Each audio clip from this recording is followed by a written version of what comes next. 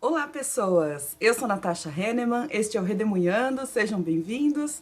E hoje eu vim comentar um pouquinho com vocês das minhas leituras do mês de novembro de 2022.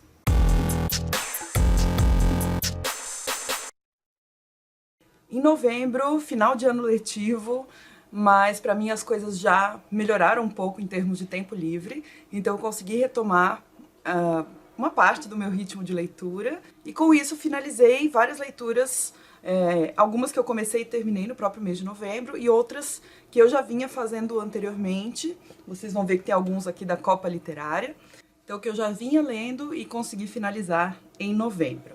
Lembrando que todos esses livros que eu menciono aqui, eu deixo sempre aí no box de descrição um link para compra na Amazon, caso você queira adquiri-lo. Entrando por esse link, você não paga nada mais por isso e eu recebo uma pequena comissão pela venda, tá bom?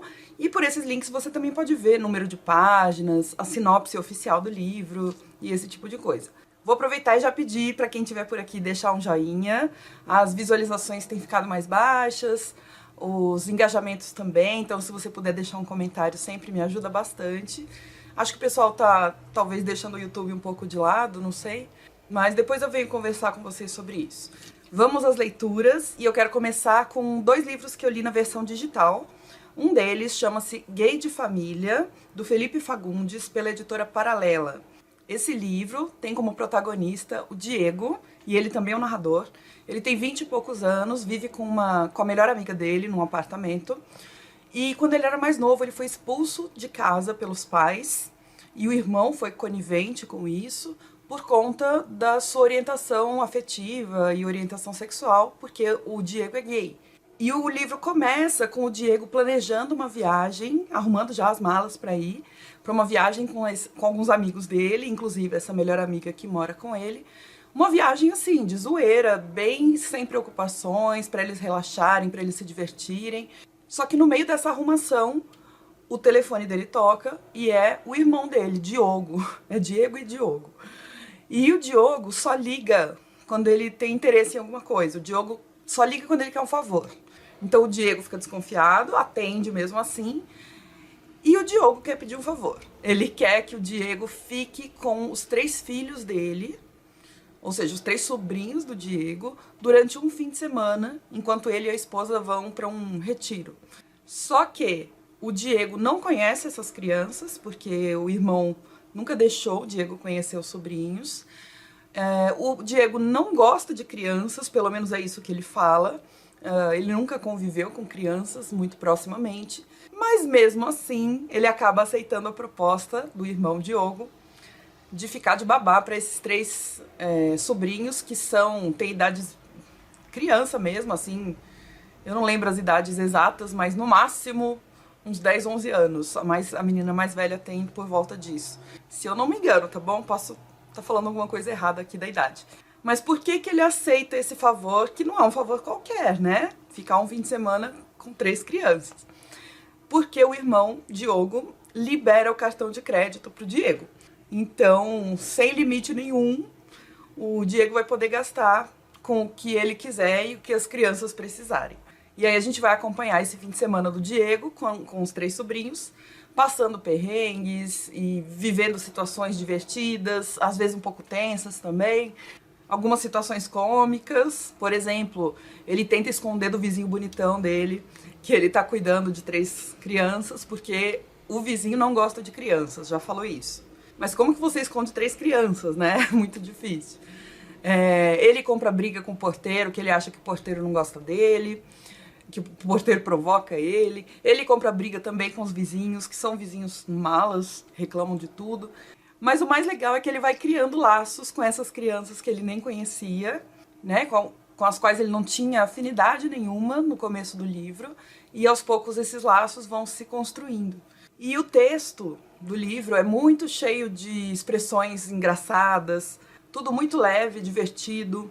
O Diego, ele é debochado, ele é muito interesseiro, como vocês puderam ver aqui na sinopse, mas ele sabe disso, ele admite que ele é interesseiro e isso ele expõe, sabe? Isso é parte da personalidade dele, o que torna tudo ainda mais engraçado, porque ele é um cara escrachado. É uma ótima pedida para quem procura uma leitura leve, divertida, Só não é uma leitura para crianças, porque tem palavrões, tem cenas sexuais, com menções também sexuais, mas é um ótimo entretenimento leve para jovens adultos em diante.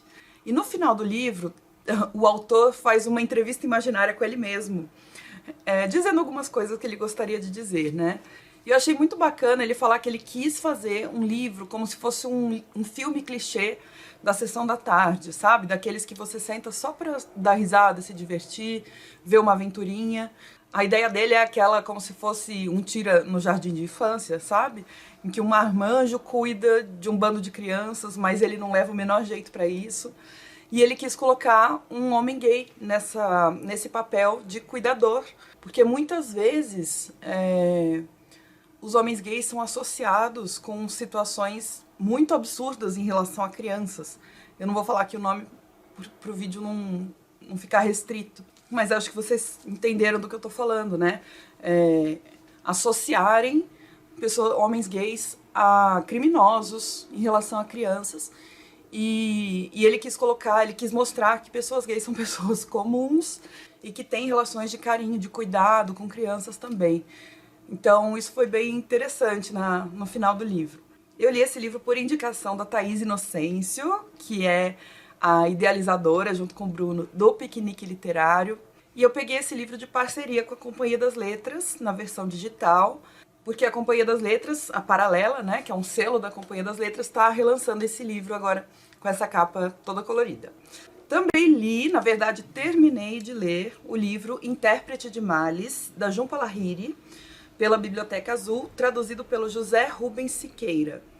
Intérprete de Males é um livro de contos. A Jhumpa Lahiri, que é a autora, eu achava que ela era indiana, mas ela é filha de indianos, se eu não me engano. Ela é britânica e agora ela tem cidadania estadunidense. E eu já tinha lido da autora o livro Água Pés, que é um romance. E na época eu gostei bastante, mas depois o livro ficou um pouco apagado na minha cabeça, assim, eu não lembro de muita coisa. Mas esse de contos eu achei magnífico, muito bem escrito, muito delicado, a maneira que ela constrói os personagens. Geralmente são personagens ou indianos ou descendentes de indianos, na Inglaterra, nos Estados Unidos, e passando por situações das mais diversas, seja com as suas famílias, seja narrando memórias de infância, seja narrando uma situação presente, então vai variar bastante. Esse livro foi uma indicação do Darwin, do canal Seleção Literária, para a Copa Literária que está acontecendo aqui no Redemoinhando. A Copa Literária é um evento que a Lilica, do canal Comparando Livros, bolou para o canal dela. Ela faz a Copa Literária, já é a segunda edição que ela está fazendo. E é muito legal, porque é uma batalha de contos. E eu resolvi fazer aqui também para vocês, inspirada e autorizada pela Lilica. Inclusive vou deixar o vídeo dela aí, a playlist dela, da Copa Literária, aí no box de descrição. E a minha playlist da Copa Literária também vai ficar no box de descrição e nos cards, pra você ver como é que tá rolando. Basicamente, alguns amigos meus booktubers, eu convidei pra me indicarem livros de contos que eles gostam muito. E esses livros de contos eu tô usando como se fossem os times que vão competir nessa Copa. Eu fiz um vídeo de sorteio, sorteei cada grupo, quem ia competir com quem. E se você está assistindo esse vídeo quando ele está sendo lançado mesmo, no começo de dezembro de 2022, ainda não foi a final. Na verdade, eu já gravei a final, mas ainda não foi ao ar para vocês. Mas até a semifinal já tem, então se você for aí na playlist, você consegue localizar desde o vídeo que eu sorteio, explico bem como é que funciona a Copa Literária, até o vídeo da semifinal. Então você consegue saber quais livros avançaram, pelo menos até a semifinal. Aliás, até a final, porque os jogos das semifinais, os vencedores das semifinais, já dizem qual é a final, né? Vocês só não sabem ainda quem venceu. Mas os livros que o pessoal me indicou foram tão maravilhosos que eu continuei lendo. Então, eu estar colocando aqui o Intérprete de Males não significa muita coisa. Só significa que o livro é muito bom e eu continuei lendo até o final, tá? Vocês vão ver que tem outros aqui nessa mesma linha. Aliás, vamos falar dos outros? Os outros dois da Copa Literária, que eu terminei de ler em novembro, foram O Redemoinho em Dia Quente, da Jarid Arraes, pela editora Alfaguara, Esse foi indicado pelo Norby, do canal Elefante Literário, que eu adoro. E, bom, Jaridia Reis é uma autora cearense. Eu já tinha lido dela o Cordel, As Heroínas Negras em Cordel, e gostei muito. E os contos também maravilhosos. Esse livro venceu alguns prêmios, prêmio da Biblioteca Nacional e outros. Foi finalista do Jabuti, na categoria Contos. E a linguagem dele é bem fluida, bem cotidiana, assim, ele é direto. Tem uma variaçãozinha, porque alguns textos são mais poéticos, outros são mais práticos, a maioria é mais prático. Mas todos são diretos e também tem uma certa delicadeza, tem uma certa sofisticação ali junto com a simplicidade. Tem uns contos com uma pegada um pouco mais de suspense, assim, de assombração. Em muitos a religiosidade permeia os textos. E a grande maioria dos personagens principais aqui é mulher. Isso se não forem todas, tá? Não tenho certeza. Agora, assim, os que me vêm à cabeça todos são mulheres. E a Jaride consegue perpassar muitas experiências femininas de jeitos diferentes. Às vezes são experiências dolorosas, às vezes são bonitas, às vezes são bem-humoradas. E ela passeia muito bem por todos esses estilos. E aqui, então, ela narra um cotidiano das mulheres do Cariri cearense, de mulheres simples, que têm as suas especificidades, mas eu acho que qualquer mulher brasileira, direta ou indiretamente, consegue se identificar e relacionar o que a Jaride está falando aqui com o seu próprio cotidiano. Então, é um livro muito bom, também recomendadíssimo. E o terceiro da Copa Literária que eu finalizei em novembro, pra vocês verem como eu gostei das indicações, hein? Foi Os Imigrantes, do W.G. Sebald, pela editora Companhia das Letras. Esse foi indicação da Luana, do canal Abstração Coletiva, que agora é podcast, Abstração Coletiva. E esse é um livro mais denso. Ele tem 4 histórias, 4 narrativas. Tem a ver com a guerra, principalmente a Segunda Guerra Mundial, mas não é sobre a Segunda Guerra Mundial. Sobre personagens específicos que a gente conhece indiretamente. O narrador conta pra gente sobre esses personagens. O narrador é uma pessoa, então não é um narrador onisciente. E ele vai atrás de informações sobre esses terceiros, que são os protagonistas dos contos. Então é um livro muito cheio de lacunas, porque esse narrador não consegue todas as informações sobre esses personagens que dão título aos contos. Então é um livro que às vezes é um pouco angustiante, é um pouco nublado, sabe? Você não tem as informações sobre essas figuras, e são figuras que sofreram de alguma forma com a guerra. E o texto acompanha essa temática, porque o texto é muito melancólico, é bem descritivo, o que faz você ficar mais reflexivo, sabe? Então é outro livro incrível, com outra pegada, né? Com, assim, outro estilo completamente diferente. E depois vocês vão ter que ver o vídeo das semifinais, da final, pra ver quem venceu. Pode ser algum desses, pode ser outro, tá bom? Porque eu ainda tô lendo outros que também participaram da Copa Literária. Então tudo isso que eu disse não é spoiler nenhum da Copa. E aí eu li também esse pequenininho, chamado O Cometa e o Fim da Supremacia Branca. O Cometa é um conto do W.E.B. Du Bois. Agora eu não sei como se pronuncia o nome dele, mas me disseram que é Du Bois. É um conto curtinho de 40 páginas e em seguida vem um texto da Saidiya Hartman chamado O Fim da Supremacia Branca. Ambos estão nesse livrinho de bolso aqui da editora Fósforo. Muito linda a edição, olha só, tem até um aqui dentro, tudo colorido. Muito linda. As edições da Fósforo são maravilhosas, né? E muito confortável de ler. O W.E.B. Du Bois foi um sociólogo estadunidense, ativista pela igualdade racial, historiador também. Mas esse conto, O Cometa, é um texto ficcional dele, é uma ficção especulativa, que foi escrita nos anos 1920. E a história é a seguinte: a cidade de Nova York está prestes a ser atingida por um cometa. Hoje, ao meio-dia, isso vai acontecer. Na verdade, não vai ser atingida, tá? O cometa vai passar muito perto e vai alterar alguma coisa.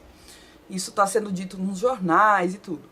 E a gente vai acompanhar a história do Jim, que é um homem negro que trabalha num banco como mensageiro. E ele recebe a missão de descer no subterrâneo do banco, uma espécie de cofre lá embaixo, mas que é uma missão meio perigosa, por isso que ele é mandado, né? Então ele desce lá nas câmaras subterrâneas do banco para recuperar uns objetos que o pessoal precisa lá em cima. E nesse meio tempo, quando ele tá lá no subterrâneo, o cometa passa perto da Terra. E quando ele volta pro térreo, tá todo mundo morto. Ele olha ao redor, fica embasbacado, tenta sair do banco de qualquer jeito. Quando ele chega lá fora, tá todo mundo morto também.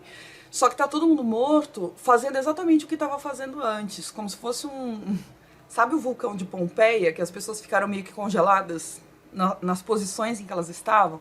É essa a ideia. Porque o cometa soltou alguma coisa lá e que congelou as pessoas e elas morreram, tá? E o Jim vai sair pela cidade tentando procurar alguém que ficou vivo também. E ele encontra uma mulher que é loira, rica e que se salvou porque ela também estava no subterrâneo naquele momento. Ela estava revelando umas fotografias no estúdio. Mas o Jim, apesar de ser o último homem da face da Terra, aparentemente, e a única companhia possível para essa moça, é negro e é pobre. E isso assusta ela, porque existe aí uma barreira, aliás, várias barreiras, né? A barreira de gênero, de raça e de classe entre esses dois, e aí a história se desenrola. A escrita é muito fácil, assim, muito tranquila, bem direta, fluida, gostosa de ler mesmo, você presta atenção na história. Tem um momentinho perto do final que eu achei o tom um pouco místico, aí eu estranhei, mas é pontual mesmo, isso não se prolonga nem pro começo nem pro final da história, tá? E de modo geral eu gostei bastante do conto. Mas esse segundo texto da Saidiya Hartman, O Fim da Supremacia Branca, é genial. A Saidiya Hartman é estadunidense, é professora de literatura comparada, esteve na Flip agora, em 2022, eu infelizmente não pude ir por causa do meu pé torcido, e um pouco por causa do calendário também, do ano letivo, mas eu queria tanto um autógrafo dessa mulher, porque eu amei esse texto, e eu tô com outro livro dela, que é O Perder a Mãe, tô doida pra ler, porque eu gostei muito do Fim da Supremacia Branca. Esse texto, ele tem um pouco de ficção, mas ele é basicamente uma análise do conto, O Cometa, só que de vez em quando ela meio que reconta alguns parágrafos, algumas passagens. Só que essa reinterpretação dela é feita 100 anos depois do conto original e atualiza e faz umas inserções com reflexões bem ácidas sobre racismo, sobre o impacto que a escravidão teve e ainda tem na vida de pessoas negras e de pessoas brancas até hoje, sobre essa estrutura que sustenta a desigualdade social e racial na nossa sociedade.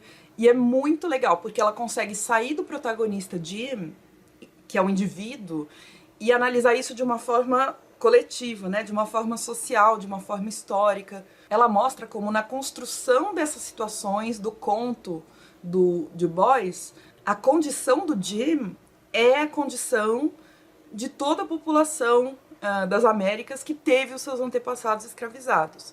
Então, por exemplo, ela escancara o quanto o Jim não faz parte daquele banco no qual ele trabalha, aquele ambiente não é o dele, e o porquê disso, né? Ela mostra o quanto ele é marginalizado, o quanto ele não se sente em casa no mundo. Então, a Hartman consegue construir um texto aqui que é ao mesmo tempo analítico e muito provocador, no melhor sentido da palavra. É um ensaio também que contextualiza o momento em que o Du Bois escreveu esse conto e publicou também, né? E ela explica bem coisas que no primeiro texto, no Cometa, ficam nas entrelinhas, ficam um pouco mais subentendidas. Então, para mim, esse ensaio deu um brilho ainda maior para esse texto, que já é ótimo, do Du Bois, assim, mas eu acho que a editora Fósforo acertou em cheio em publicar os dois juntos. E como eu disse, agora eu tô doida para ler o Perder a Mãe, da Saidiya Hartman. Só queria deixar aqui um aviso de gatilho, que no ensaio da Hartman tem uma história de uma mulher negra que é linchada, que foi linchada nos Estados Unidos, uma história real, e que é muito pesada. Então, se você for lê-lo, vá preparado para ler cenas de tortura. tá bom? Mas livro recomendadíssimo, uma das melhores leituras do ano. E pra finalizar o mês de novembro com chave de ouro, eu reli As Intermitências da Morte, do José Saramago, pela Companhia das Letras. Como eu disse, é um livro que eu já tinha lido, eu tenho até aqui na capa o meu nome e uma data, eu não sei se é a data que eu adquiri o livro ou que eu li pela primeira vez, maio de 2006. E agora eu coloquei releitura em novembro de 2022. Eu reli esse livro para o piquenique literário, que vai acontecer, para mim, que tô gravando no comecinho de dezembro, vai acontecer ainda, no começo de dezembro. E o tema do encontro desse mês foi José Saramago, porque o Saramago completaria agora 100 anos, é o centenário dele. Então todos os livros que foram para votação eram livros do Saramago e venceu Intermitências da Morte, que eu achei que foi uma ótima escolha, porque é um livro relativamente mais curto em relação a outros do Saramago. Então para ler em um mês dá tempo. E eu acho que ele representa bem a obra do Saramago, porque eu notei que esse livro tem duas metades. Eu não me lembrava disso da primeira leitura. A primeira metade narra uma situação social, coletiva, que é a morte deixa de agir do dia pra noite, assim, deixa de agir dentro das fronteiras do país que ele tá focando aqui no livro. Então a morte anuncia, ó, não vou mais matar ninguém aqui nesse país, e é isso, se virem. Assim, tudo fica muito confuso, porque ninguém sabe como é essa coisa da imortalidade, né? Só que isso gera muitos problemas. Então, na primeira metade, o Saramago vai analisar como as instituições lidaram com isso, como a igreja vai interpretar isso, já que a ideia da morte é muito importante para a igreja, né? A morte e a ressurreição para a igreja católica. Ele vai falar sobre como o governo vai lidar com isso, como a população vai lidar com isso. Tem gente que comemora muito, tem gente que entra em pânico, e como o mercado, as empresas vão se adaptar a isso. Porque, por exemplo, as funerárias vão à falência, praticamente. E aos poucos as pessoas vão descobrindo formas de burlar essa falta da morte, essa ausência da morte, com atividades clandestinas, enfim. Então essa é a primeira metade do livro, que era o que eu me lembrava da primeira leitura. Mas eu tava sentindo falta de alguma coisa. Eu tava sentindo muita falta do Saramago se aprofundar em personagens individuais, porque eu acho que esse é um forte dele, assim. Mas na segunda metade ele faz isso. Ele escolhe uma personagem individual e vai fundo nela. E aí, pra mim, o livro, assim, explodiu, no bom sentido. E aí, por conta disso, eu acho que é um bom livro para começar o Saramago e pro piquenique literário, pro pessoal ter conhecido o Saramago através desse livro. Porque tem essa parte que muita gente conhece do Saramago, de ele inventar uma situação absurda e narrar como se aquilo realmente... Assim, se acontecesse, seria exatamente desse jeito, sabe? As instituições reagiriam muito parecido com aquilo que ele narra, que ele imagina. Mas ele também traz esse lado bem profundo, complexo dos personagens dele na segunda metade, que era o que eu não me lembrava.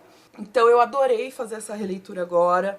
Vou gravar um vídeo pra vocês falando só sobre As Intermitências da Morte, mas também fica a recomendação pra quem ainda não leu.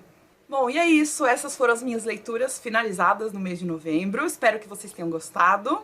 Lembra de deixar um joinha pra mim, deixar um comentário também. Você já leu algum desses livros? Você gostou deles ou não? Vamos conversar. Essas leituras minhas de novembro foram muito boas. Que bom, porque eu tava precisando desse respiro. E agora, em dezembro, tô continuando com umas leituras incríveis também. Certo? Obrigada por terem assistido ao vídeo inteiro. Um beijo e a gente se fala no próximo. Tchau!